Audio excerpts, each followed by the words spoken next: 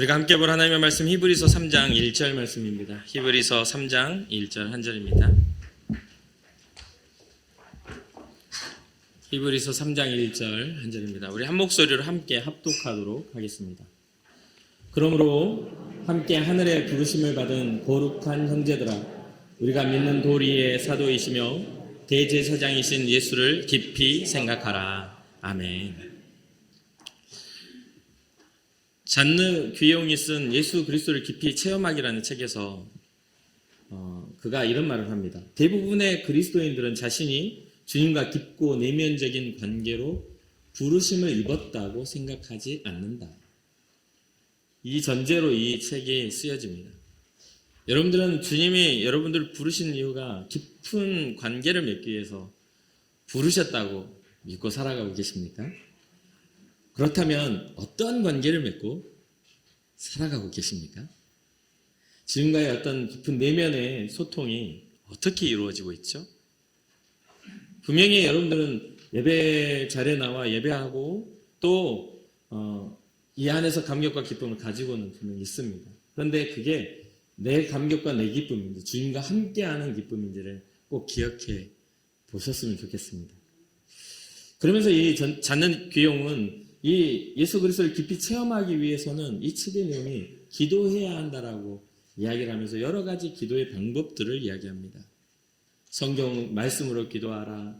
또 하나님 앞에 그 기도의 시간을 구별하라. 때로는 침묵으로 기도하라 하면서 기도의 방법들을 쫙 나열을 하죠. 우리는 오늘 설교를 이것과 비슷한 예수를 깊이 생각하라는 전제로 오늘 이 말씀을 한번 주목해 보시기 바랍니다. 본문 말씀의 배경은 간단하게 1장과 2장 그리고 이어지는 3장으로 이어집니다. 1장과 2장에서는 당시 유대인들 사이에서 숭배의 대상으로 천사 숭배 사상이 유행을 했습니다. 천사가 되게 고결한 존재니까 천사를 숭배하는 사상들이 막 생겨난 거죠. 그런데 이 히브리서 기자는 천사보다 우월하신 하나님의 아들이신 유일한 존재 예수 그리스도를 대입하면서 예수 그리스도가 진정 가장 위대하신 분이다 라는 것을 이야기합니다. 거기에 3장부터는 이제 하나님이 보내셔서 이스라엘을 구원했던 이 모세와 예수님을 이렇게 비교하면서 예수님은 그보다 더 뛰어난 구원자이심을, 지도자이심을 이게 이야기해 주고 있습니다. 오늘 본문에 히브리서 3장 5절과 6절을 보면 본문 이후에 나와 있는 것을 보면 또한 모세는 장래에 말할 것을 증언하기 위하여 하나님의 온 집에서 종으로 신실하였고 그리스도는 하나님의 집을 맡은 아들로서 그와 같이 하셨습니다. 우리가 소망의 확신과 자랑을 끝까지 굳게 잡고 있으면 우리는 그의 집이라 라고 말합니다. 모세는 일꾼으로 부름받아서 그 일을 했고 예수님은 하나님의 집을 맡으신 아들로서 우리를 소망 있게 하셨다는 거죠. 그러면서 우리가 소망에 대하여 확신과 자부심을 가지고 있으면 소망의 확신과 자랑을 끝까지 굳게 잡고 있으면 우리는 그의 집안 사람이라는 뜻입니다. 우리는 그의 집이라 라고 하는 것이 우리는 그의 집에 속한 자가 된다. 여러분 어떻습니까? 주님과 깊은 교제를 하고 있는 여러분 안에 소망의 확신과 주님을 향한 자랑이 굳건하십니까? 그것을 좀 더 확인하며 점검하는 시간이 되기를 바랍니다. 그래서 오늘 본문에서는 이 이야기의 시작에 이 3장의 이야기 시작인 본절을 통해서 예수를 깊이 생각하라. 이 전제와 함께 이 주님과 깊고 내면적인 관계를 가진 신앙자로서 생각해야 할 세 가지를 아주 기본적인 것들을 이 한 절에 이야기하고 있는 것을 보게 됩니다. 그 첫 번째는 신앙자들은 하나님의 부르심을 받은 자들이다. 오늘 본문의 1절의 초반에 뭐라고 나옵니까? 그러므로 함께 하늘의 부르심을 받은 거룩한 형제들. 여러분 우리는 하나님의 부르심을 받은 사람들입니다. 여기 여러분들이 결정하고 여러분들이 선택해서 이 자리에 나와 있다고 항상 제가 설교 중에 이 이야기를 강조하지만 여러분들의 선택에 의해서 자리에 나와 있을 수는 있을지언정 주님 앞에 구원의 선택을 받는 건 주님의 선택입니다. 그러니까 우리는 지금 현재 이러한 길이 열려 있음을 감사해야 됩니다. 주님 앞에 나아올 그 담대한 길이 우리 주님으로부터 열려지게 됐음을 감사해야 되는 것이죠. 여기서 보면 함께 하늘의 부르심을 받은 뭐라고 합니까? 거룩한 형제들아. 하늘의 부르심을 받은 사람들은 어떤 모양을 가져야 되냐면 거룩해져야 합니다. 우리가 하나님 앞에서 거룩한 삶을 살아가고 있는지, 주님의 부르심을 받은 우리의 모든 삶의 결과, 삶의 방향이 주의 거룩하심을 바라보며 걸어가고 있는지를 우리 살펴보아야 하는 것이죠. 교회가 왜 희한하게도 기독교는 왜 이렇게 비난을 받을까요? 저는 목사로서 참 가슴 아픈 게, 저를 비난하는 사람이나 하다못해 이슬람 그 막 폭탄테러를 하는데도 이슬람을 옹호하는 사람들이 엄청 많아요. 근데 우리 교회는 세상의 선한 일들을 굉장히 많이 하고 있거든요. 현재로도.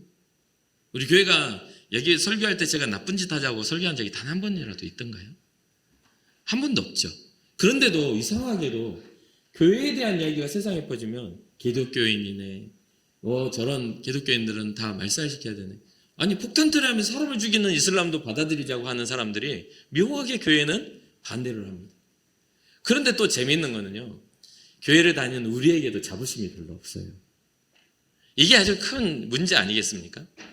예수님의 복음, 예수님의 그 생명으로 부름받은 우리가 이 자리에 나와 주님을 만나는 감격, 기쁨이 점점 사라져가고 있다. 이게 굉장히 무섭습니다. 우리는 하늘의 부르심을 받은 사람이에요. 하나님이 우리를 부르셨다 이거예요. 그러니까 그 위대하심 앞에 나아간 우리는 주님 앞에 부름받은 자부심이 뿜뿜 뿜어져 나와야 돼요. 하다못해 이 지역을 다스리는 정치인이 누구누구 씨 이번에 초대합니다, 나를 좀 만나주세요 하면 여러분 기분 좋게 나가지 않겠습니까? 그게 우리의 모습이잖아요. 근데 위대하신 하나님의 부르시면 우리는 와서 졸고 앉아있는 게 우리의 모습이죠. 이러니 점점 어떻게 됩니까? 기독교인의 자부심은 사라지고 교회의 권위는 무너질 수밖에 없는 것이죠.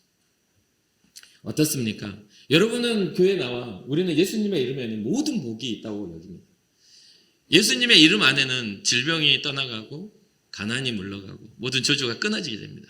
그의 가장 본질적인 건 하나님과의 관계가 깨어짐으로 일어난 죄의 저주가 무너지면서 우리를 존귀한 자 하나님의 자녀로서 부르신다는 걸 우리는 잘 알고 있습니다. 근데 굉장히 또 아이러니한 게 뭐냐면요, 교회의 번영을 예수 믿으면 잘 된다고 말하지만 진짜 교회의 번영을 가진 사람은, 믿음의 번영을 가진 사람은 제가 별로 만나보질 못했습니다. 주님이 주신 그러한 것들에 있어서 묘하지 않습니까? 이 유튜브를 탁 쳐보면요, 11조를 내야 되냐 말아야 되냐에 대한 유튜브는 엄청 많지만 복비를 많이 줘야 되냐 많이 주지 말아야 되는 유튜브는 없습니다. 한번 찾아보세요. 별로 없어요. 내가 굿을 했는데 1,000만 원이나 달라, 이 사기꾼 같은 놈이라는 말을 안 해요. 그런 유튜브는 없습니다. 그런데 묘하게도 11조에 대한 것은 수십만 명, 수만 명이 그거에 대해서 줘야 되냐 말아야 되냐를 논쟁을 합니다. 그리고 그러면서 기독교인이라고 말합니다. 재미있죠? 하다못해 다른 종교들도 다 찾아보세요. 이단들 들어가면 그런 댓글 달았다가는 이단에서는 죽을걸요? 그래서 20여 년 전에 제가 굉장히 재미있는 그러한 그 통계를 보았습니다. 한 20년 전이에요. 그때는 이제 우리 기독교인이 한 1,000만 명 정도 된다는 그때, 1,200만 명이 된다는 그때인데, 우리나라의 전체 정확한 수치는 다 기억 못합니다. 전체 헌금을, 교회 헌금을 다 모아서 합쳤더니 얼마가 나왔게요? 네? 우리나라의 교회들 엄청 많잖아요. 전체를 통계를 냈어요. 그 헌금 1년 통계를 해서 합쳤더니 9,600억 정도가 나왔습니다. 많죠? 9,600억이 나왔어요. 많죠? 그럼 이 9,600억이, 교회에서 나온 9,600억이 어떻게 사용되어져 있을까요? 우리 교회를 보면 어떻게 사용되어진가요? 뭔가 우리가 좀 이렇게, 제가 어디 가서 호박이라도 하나요, 제가? 거의 뭔가 선한 일에, 선한 사역에 그런 것들을 하려고 애쓰고 몸부림친다는 걸 여러분 아실 거잖아요. 그런데 더 재밌는 통계가 뭐냐면, 점치러 가서 점쟁이들이 벌어들인 돈이 얼마나 났을까요? 9,600억 하니까 많아 보이죠? 점쟁이들이 점치고 복비를 받는 게 2배가 나왔습니다. 1조 6천억이 넘게 나왔어요. 그런데 그거 가지고 복비 많이 낸다고 손가락질하고 지적하는 사람이 있습니까? 거의 없습니다. 점쟁이들 와서 동쪽으로 가지 마, 부적 하나 딱 써주고 1,000만 원 내놔, 굿하고 하루에서 뛰어 그래가지고 받는 돈들에 대해서 누구도 뭐라고 못합니다. 잘못하면 귀신이 올 것 같거든요. 저주받을 것 같거든요. 근데 우리 기독교는요, 우리가 어떻게 살아도 사랑받을 것 같아요. 그냥 자유로워요. 그러니까 뭐가 되냐면 자유로움 속에 감사가 있어야 되는데 불평이 일어납니다. 이게 기독교의 위기입니다. 이게 기독교의 위기예요. 어떻게 생각하시나요? 사랑하는 성도 여러분, 우리가 어떤 교회 전체의 어떤 재정을 쳐다보면서 그걸 어떻게 쓰나 쳐다보고 있는 것과 이걸 어떻게 사용할까 우리의 계획을 세우는 것의 차이를 혹시 느끼시겠습니까? 예수님을 깊이 체험하고 예수님을 인격적으로 만난 것과 누군가의 만난 삶을 나는 만나지 못했기에 항상 불평불만이고 구경꾼의 삶에서 판단하는 것의 차이를 혹시 느끼시겠습니까? 우리는 예수 그리스도를 깊이 체험해야만, 깊이 생각하고 그분을 인격적으로 만나야만 주님의 꿈을 꿀 수가 있는 겁니다. 아직까지 주님의 꿈을 꾸지 않았다는 것은 주님을 인격적으로 경험하지 못했다는 뜻이에요. 복음이 흘러가는 그러한 모든 방향성 속에 우리의 꿈이 함께하는 게 바로 하나님의 부르심을 받은 거룩한 형제들이 되는 겁니다. 주님의 거룩한 그 꿈, 이 땅에 죄인된 우리를 살리시고자 하는 하나님의 그 꿈에 우리가 동참하게 되는 것이죠. 사랑하는 성도 여러분, 여러분들의 삶이 주님의 꿈에 동참하는 은혜가 있기를 주님의 이름으로 축복합니다. 이제까지 뭐 땅만 보고 나 잘 먹고 잘 사는 거 보고 살았다면 이제는 좀 이렇게 하나님 나라로 좀 이치도 좀 시키시고, 에? 교회 헌금으로가 아니라 여러분들 삶의 선한 일들로 흘려보내라는 이야기예요. 헌금 많이 하라는 소리는 절대 아닙니다. 성경 어디에도 11조 이외에 9개 잘못 썼다고 저주하는 거 안 나와요. 에? 하나님께서 하나님 앞에 구별하라 하는 것도 강제가 아닙니다.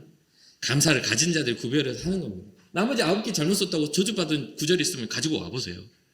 자기 거 자기가 잘 썼다고, 아니 부자 됐다고 저주하는 게 있으면 가지고 나와보세요. 아브라함이 하나님 앞에 복을 받은 걸 저주로 말했나요? 욥이 갑절의 은혜를 받은 걸 저주로 이야기했나요? 어떻게 생각하세요? 주님은 자기를 따라 살아가는 사람들에게 축복과 번영을 주신다라고 항상 이야기를 하십니다.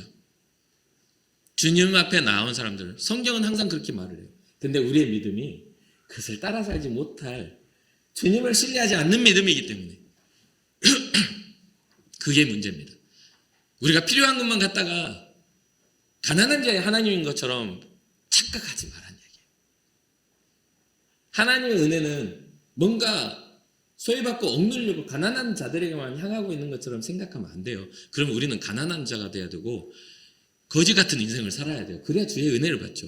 그래서 주님이 말씀하신 부자가 천국에 가는 것이 낙타가 바늘길 통과하는 거가 그거 한 구절 가지고 나머지를 다 이상하게 보는 그러한 일들이 일어나면 안 돼요. 사람으로서는 할 수 없지만 하나님으로서는 가능하다는 그 따라오는 이야기들을 봐라 이 말이에요. 부자이기 때문에 못 간다는 이야기가 아니라 하나님의 은혜 안에 있으면 가능하다는 이야기를 봐야죠. 그러니까 여러분 번영하시길 바랍니다. 잘 되시길 바라요. 그 잘됨에 주의 은혜가 있기를 바랍니다. 여러분들의 개혁과 삶에 주님의 영광이 있기를 바랍니다. 은혜를 받았지만 영광을 잃어버렸던 그러한 사람들의 저주받은 인생과 같이 되지 말고 많은 걸 소유했지만 하나님을 잃어버리지 말고 하나님을 소유하고 많은 걸 소유하여 주의 꿈을 이루는 삶을 살아가자 이 말이에요. 우리가 이야기를 제가 선포하죠. 우리 인천 bingo교를 통해서 이 나라를 이끌어갈 지도자들이 세워지게 없어서 아침마다 기도하거든요. 그러면 여러분들이 생각하는 그러한 것으로 봤을 때는 그것도 잘못된 기도잖아요. 그러면 잘 되면 안 되는 거잖아요. 근데 우리는 기도한단 말이죠. 주여 물질의 복을 주십시오. 그런데 교회는 가난해져. 이게 뭡니까 이게? 교회에 대한 꿈이 없으니까 잘 돼서 교회 떠날 생각만 하고 사는 거지. 일명 세상 말로 먹튀를 하겠다 이 말이에요. 복음 받지만 주님께 드리진 않겠다. 주님 저는 먹튀입니다. 이렇게. 그렇게 돼버리면 안 돼요. 받을 복을 믿음으로 바라보세요. 그리고 주님은 우리를 아시는 분이니까. 그래서 우리의 삶에 기도하셔야 돼요. 오병이어의 기적이 일어나게 하옵소서.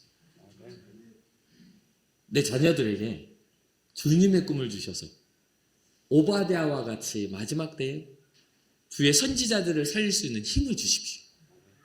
가진 거 가지고 잘 먹어서 번들번들하게 살찐 삶이 아니라 그 많은 걸 가지고 주의 영광 위에 살 수 있는 복을 주십시오. 하나님의 비전을 주십시오. 그러니까 이게 뭐냐면 혼자 하는 게 아니에요. 오늘 본문은 뭐라고 나옵니까? 함께 하늘의 부르심을 받은 거룩한 형제들. 혼자서만 자라는 게 아니라 교회는 연합을 이루는 겁니다. 두 번째는 뭐냐면 믿음의 도리를 위해 사도가 되신 예수 그리스도를 봐야 됩니다. 우리 신앙자들은 우리는 왜 내가 그걸 해야 되냐고 항상 억울해하는 분들이 있어요. 나만 맨날 교회 와가지고 사역하고 나만 맨날 희생하고 나만 맨날 고민하고 나만 맨날 한다고 하시는 분들, 이제는 그 마음을 멈추고 내게 주어진 기회가 영광임을 기억하시길 바랍니다. 나만이 아니라 내게 그런 것들 보여서 그 길을 간다는 건 주님을 따라가는 거예요. 아무나 깨달아서 그 일을 감당하는 게 아니에요. 아무나 그 것들을 볼 수 있는 눈이 열리는 게 아니에요. 만약 여러분들이 교회의 선한 일에 나만이라는 생각이 드는 그런 마음이 들 만큼 열심히 하고 있다면 복 받으신 거예요. 왜? 그 누구보다도 우리의 모습 속에 앞서가신 예수님과 가까이 있기 때문에 그래요. 가까이 있기 때문에. 적어도 주님의 십자가 앞에 다 도망간 제자가 아니라 구레네 시몬, 멀뚱하게 서 있다가 네가 짊어져가지고 졌던 구레네 시몬 같은 인생 되게 해달라고. 그렇게라도 우리 주님 만나는 인생 되게 해달라고 기도해야 되는 거 아닙니까? 우리는 성경을 아는 사람들이잖아요. 주님의 고난 앞에 다 도망가고 어디 숨어가지고 걸려들까봐 이렇게 쳐다보고 있는 인생이 아니라 아무것도 모르고 구경하고 있다. 너 이리 와. 짊어져. 에? 십자가 짊어지고 얼마나 영광스러운 일입니까? 하나님의 역사와 능력 안에서 봤을 때는 놀라운 일이 일어난 거죠. 믿음의 도리는 먼저 사도가 되신 예수님이에요. 사도라는 뜻은 무슨 뜻이냐면 보내심을 받았다는 뜻이에요. 그리고 대리자라는 뜻입니다. 옛날에 우리 사극을 보면 사신으로 왔다, 이런 그 나라의 청나라의 사신으로 왔다 하는 그런 어떤 나라를 대표해서 그 보냄을 받은 자입니다. 그러면 예수님이 사도가 되셨다는 것은 뭡니까? 하나님의 구원의 대표로서 우리에게 오셨다는 뜻입니다. 먼저 주님이 보내심을 받았고, 우리 사도하면 떠오르는 그런 단어가 있잖아요. 12 사도가 있잖아요. 주님이 주님의 제자들 12사도를 세상에 보내시고 자기의 제자들을 보내셨다라는 것은 먼저 복음을 위하여, 구원을 위하여 주님이 하나님의 뜻을 따라 먼저 본을 보이셔서 오셨고, 복음에 완성되어진 십자가와 부활과 승천과 다시 오심에 대한 증언을 이제는 제자들에게 이름하셔서 너희가 가서 모든 족속으로 제자를 삼아라 말씀하신 겁니다. 그러니까 우리는 주의 깊게 봐야 되는 예수님의 사도 대신 예수님을 보면서 우리는 어떠한 것을 배워야 하냐면, 우리도 주님의 복음을 가지고 세상에 나아가야 할 그러한 사명을 느껴야 하는 것이죠. 그러니까 우리가 거하는 곳이 복음을 전하는 곳이 돼야 되고, 우리의 발걸음의 방향이 복음의 방향이 돼야 하는 것입니다. 우리의 인생의 모든 호흡이 생명의 호흡이 돼야 되는 거예요. 이 땅에 내가 존재해야 되는 이유가 복음을 위해 존재해야 하는 겁니다. 그래야만 우리는 복을 받은 사람들이 되는 거예요. 하늘의 부르심을 받은 거룩한 형제가 되는 겁니다. 맨날 한숨을 쉬면 인생의 고난이 한숨 속에 드러나고, 아이고, 노래를 부르면 맨날 한탄만 나와. 왜 나만 겪는 고난이냐고. 한탄만 나오는 노래가 나오고, 감사와 기쁨과 영광과 즐거움이 나오는 것이 아니라 맨날 억울함만 나와. 눈물이 나도 주님의 나라가 이 땅에 도래하기까지 내가 이 사명 짊어지고 주의 십자가 집니다라는 그런 사명적 눈물이 아니라 맨날 신세한탄만 하고, 내가 조은수 같은 것을 만나가지고 조금 심한 아이를 출산하면 없었으면 좋겠다, 이러니까 비혼이고 이러니까 자녀 안 낳는다 하지, 이런 이야기는 하고 있고, 생명의 가치, 하나님이 우리에게 허락하신 은혜의 가치를 한다면 우리는 많은 불행 중에 뭘 찾아야 돼요? 감사를 찾아야 되고 행복을 찾아야 됩니다. 이 땅은 우리는 고난스러울 수밖에 없으니까 영광을 버리시고 이 땅에 오신 대사가 되어주신, 하나님의 구원의 사도가 되어주신 예수 그리스도를 본받아 우리도 보내심을 받은 자의 삶을 살아가는 것입니다. 그것을 깊이 생각해 보십시오. 우리는 가치를 가진 자입니다.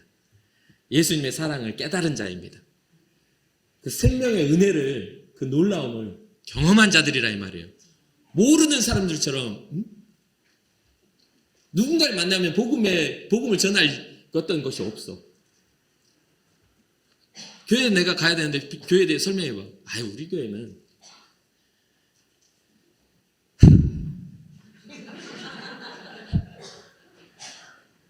교회 스토리가 맨날 뭐 갈등이나 싸움이나 뭔가 이상한 이야기만 있으니까 할 말이 별로 없어.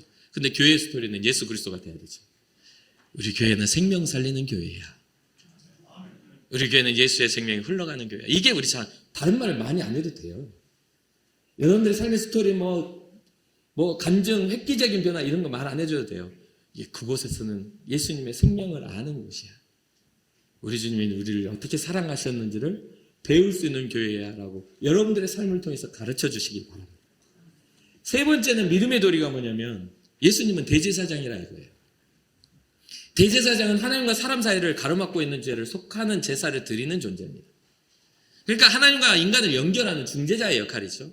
근데 이제 이 예수님 오시기 이전의 세대는 레위 지파를 통해서 대제사장을 세우고 사람으로서 죄를 가지고 중재자가 될 수밖에 없었어요. 그래서 대제사장들도 스스로를 정결케 하고 스스로의 삶을 돌아보지 않으면 온전히 그것을 감당할 수가 없었습니다. 게다가 또 뭐냐면 믿음은 대를 이어서 이어가야 되는데 이 대제사장 중에 정말 아론과 같이 정말 큰 제사장이 있는가 하면 타락하고 정말 나태했던 엘리제사장 같은 사람들 믿음이 제대로 이어지지 않아서 이 민족의 그 믿음의 하나님의 성전에 저주와 같은 불행이 닥쳐오게 하는 제사장들도 있더라는 거죠.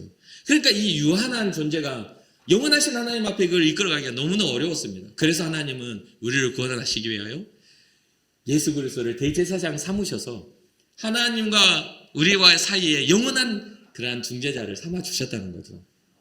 예수님은 죄가 없으실 뿐만 아니라 완전한 인간으로서 이 땅에 오셨을 뿐만 아니라 하나님이신 하나님의 본체이신 그분이 우리에게 대제사장이 되어 주십니다. 히브리서 4장 14절부터 16절 보면 그러므로 우리에게 큰 대제사장이 계시니 승천하시니 곧 하나님의 아들 예수시라. 우리가 믿는 도리를 굳게 잡을지어다. 우리에게 있는 대제사장은 우리의 연약함을 동정하지 못하시리가 아니요 모든 일에 우리와 똑같이 시험을 받으시니로되 죄는 없으시니라. 그러므로 우리는 긍휼하심을 받고 때를 따라 돕는 은혜를 얻기 위하여 은혜의 보좌 앞에 담대히 나아갈 것이니라. 사랑하는 성도 여러분, 예수님을 깊이 생각하며 대제사장 대신 그분의 이름을 힘입어 주님 앞에 담대히 나아가시길 주님 여러분 축복합니다. 여러분들이 정말 똑똑해서 주님이 받아주시는 거 아니에요. 여러분들이 남보다 좀 더 이뻐가지고 좀 더 돈 들여가지고 더 이뻐져서 그렇게 아니에요. 주님 앞에 나올 때 헤어스타일 멋있게 한다고 해서 아니에요. 남보다 키 크고 잘나서 아니에요. 돈 많아서 아니에요.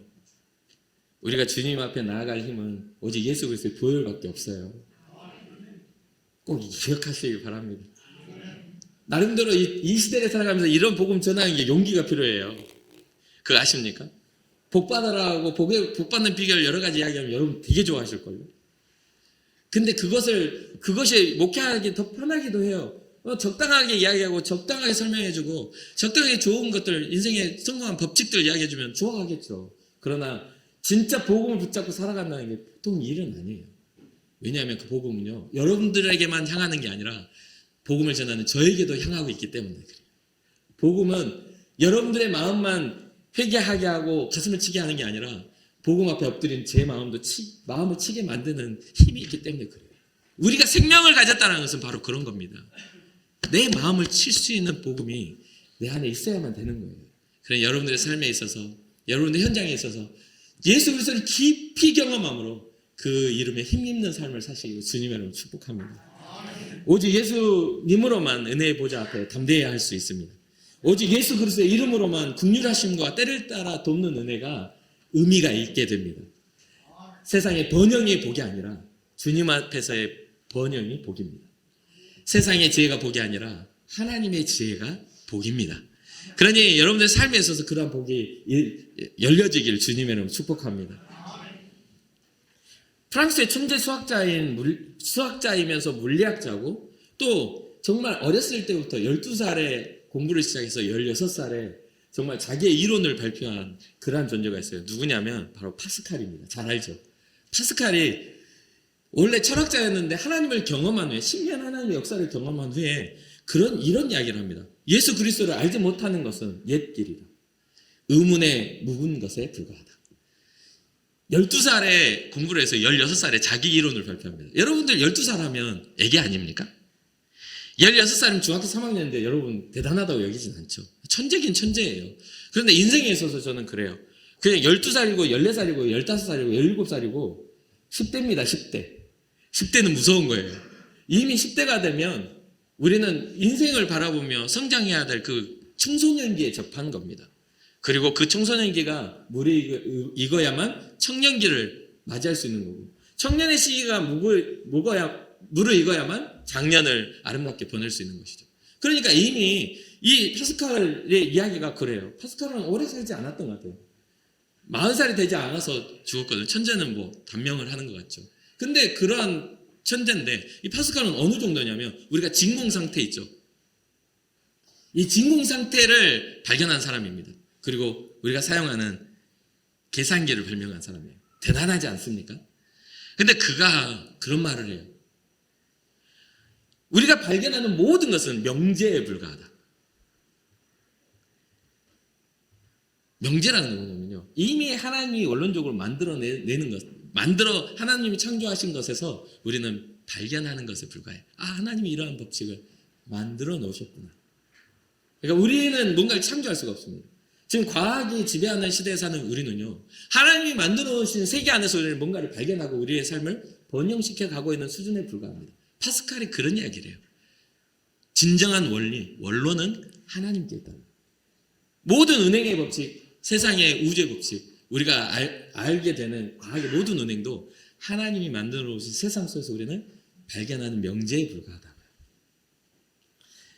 자, 인간의 삶이 지닌 모순이 있죠. 파스칼이 마지막에 그런 말을 합니다. 우리 인간은 모든 삶의 모순을 갖게 됩니다.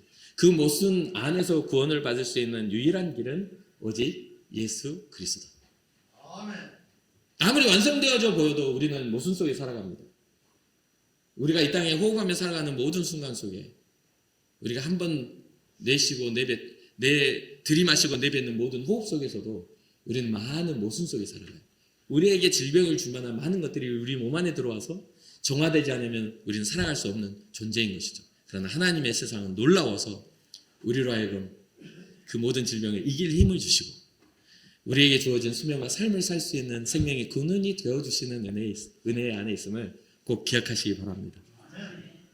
사랑하는 성도 여러분, 우리는 하늘의 부르심을 받은 거룩한 백성들입니다. 우리가 함께 이 믿음의 연합을 이루어서 거룩한 흔적을 남기길 주님으로 축복합니다. 그렇게 되기 위해서는 먼저 사도가 되신, 먼저 보내심을 받아 이 땅에 오신 예수님을 주의 깊게 살펴보고 우리와 하나님 사이를 중재하신 대제사장이 되시는 예수 그리스도를 살펴볼 수 있는 은혜가 있기를 바랍니다. 목회를 하다 보니까 어떤 청년이, 제가 부산에 있을 때 어떤 청년이 저한테 와가지고 그런 이야기를, 어떤 설교를 두고 어떤 형제가, 목사님 이런 말을 해요. 목사님 설교할 때 왜 자기 이야기를 자꾸 하는지 모르겠다고. 여러분들 여기 와서 저한테 그런 이야기 하신 분들 몇 분 계셨던 것 같은데, 근데 성경 한번 보십시오. 성경에 기록되어 있는 게 사람의 이야기가 아닌 게 있는지. 아브라함의 믿음의 걸음이 자기 이야기가 아닌가요? 아브라함의 믿음의 걸음은 아브라함 자신의 이야기고요. 모세의 이야기도 모세에게 일어난 하나님의 역사의 개인의 이야기고, 바울의 이야기도 내가 복음을 위하여 이렇게 했다는 자기 간증입니다. 성경은 사람을 통하여 일어나지 않는 일들에 대한 것은 기록하지 않습니다. 하나님의 시선은 우리에게 머물러 있기 때문에 모두가 믿음의 증거는 나의 이야기가 될 수밖에 없습니다. 나의 이야기. 그래서 저는 성경을 읽을 때 특히 바울, 또 제가 좋아하는 다윗의 이야기를 볼 때 주님 저도 이렇게 살기를 합니다. 주님 저도. 그래서 히브리서 11장에 보면 이렇게 기록하죠. 믿음은 바라는 것들의 실상이요 보지 못하는 것들의 증거니. 그러면서 뭐라고 나와요? 옛 선진들이 이로써 증거를 얻었느냐. 믿음의 계승은, 믿음의 이야기가 후대에 전해질 때 믿음의 계승이 일어납니다. 그러면 그러는 거예요. 사랑하는 아들아, 하나님이 내게 이렇게 일하셨다. 우리 아들 하는 말이 성경으로 말씀하시죠. 아버지 삶은 별로 관심이 없고 말씀을 하세요. 이렇게 한다고 들어지겠습니까? 이론적인 소설이 아니에요. 성경은 사랑하는 성도 여러분, 성경은 소설이 아닙니다. 하나님의 말씀은 살았고 운동력이 있어. 자유, 나리성 검이 돼서 심령을 쪼개는데 누구의 심령? 꼴배기 싫은 다른 사람의 심령을 쪼개는 게 아니라 내 심령을 쪼개는 겁니다. 그래서 내 이야기가 될 수밖에 없는 거예요. 그러니 항상 말씀을 고민하며 말씀을 전할 때 저는 항상 생각합니다. 주님 저에게 어떻게 말씀하시겠냐. 때로는 이 말씀 앞에 엎드려 한정없이 울 때도 많아요. 여러분들의 삶이 그렇게 되길 원합니다. 읽으라니까 읽고 읽어야 되니까 읽는 말씀이 아니라 그 살았고 운동력인 말씀이 한 구절이라도 내 삶을 견인해 나가는 하나님의 말씀이 되길 바라요. 내 삶의 이유가 되는 말씀이 되기를 주님의 이름으로 축복합니다. 그 이야기를 전해준 그 친구들은 이제 그 어떤 청년의 이야기를 듣고 와가지고 이야기를 하는데 그 말이 별로 듣기를 안 좋았나 봐요. 왜냐하면 그 친구들 대부분 저와 함께 1대1 제자 양육을 하고 서로 그 긴 시간을 통해서 서로 울며 눈물을 흘리며 인생을 나눴던 친구들이에요. 그래서 신앙의 이야기는 여러분 신앙은요 제 삶의 몸부림침입니다. 하나님을 믿고 살아가려고 여러분들의 삶의 신앙 이야기는요 열심히 몸부림쳐야 돼요. 성경을 다 보세요. 믿음의 사람들이 믿음의 길을 걸으려고 얼마나 몸부림쳤는지를 보시란 이야기예요. 그것을 우리가 배워서 그 길을 가야 되는 건데 소설처럼 보니까 내 이야기는 아니야. 나는 그렇게 못 살아요. 그래서 와서 그런 분들이 있죠. 아이고 나는 목사는 못 된다고. 그 목사는 너무 힘들어서 힘든 걸 알아주니까 감사하긴 한데 목사는 못 된다고 하면서 목사님 괴롭히지 말아주세요 제발. 못된 그렇게 힘든 줄 알면서 와서 괴롭히면 힘들잖아요 진짜. 괴롭힌다는 게 뭡니까? 무지한 말을 자꾸 하면 안 돼요. 하나님 모르는 사람처럼 하지 말라고요. 제발 부탁인데 교회 안에서 교회 욕하지 말아요 좀. 같은 편이잖아 우리가. 교회에 앉아가지고 교회를 서로 욕하고 있으면 주님 그거 마귀가 좋아할 일이지. 그렇지 않습니까? 우리의 이야기가 정말 간증이 될 수 있도록 제가 매번 여러분 기도할 때마다 하잖아요. 여러분 우리 봉헌 기도할 때마다 제가 한 번도 안 빼놓고 하잖아요. 하나님 우리가 간증거리가 많아지게 하옵소서. 우리가 배고픈 자들에게는 오병이어의 일이 일어나야 되고 38년 된 병자에는 주님 만나서 병에서 일어나는 일들이 일어나야 되고 문제 앞에 닥쳤을 때 그 문제를 해결하는 일들이 기적 아닙니까? 그러니까 그러한 일들이 우리에게 일어나야 되는 우리의 스토리가 돼야 되는 겁니다. 지금 여전히 우리는 사도행전적 삶을 살아가는 주님의 제자들이기 때문에 그렇습니다. 사랑하는 성도 여러분, 우리도 믿음을 선택한 믿음의 사람들의 여정의 이야기를 시작합시다. 아직 늦지 않았어요. 여전히 우리는 남아있습니다. 우리의 마지막이 주의 복음이 될 수 있도록 우리의 후대에 주님의 복음을 전해줄 수 있도록 믿음의 여정을 시작하십시다. 마음이 결단하고 주님 앞에 주님 제 마지막 끝은 영광이 되게 해주십시오.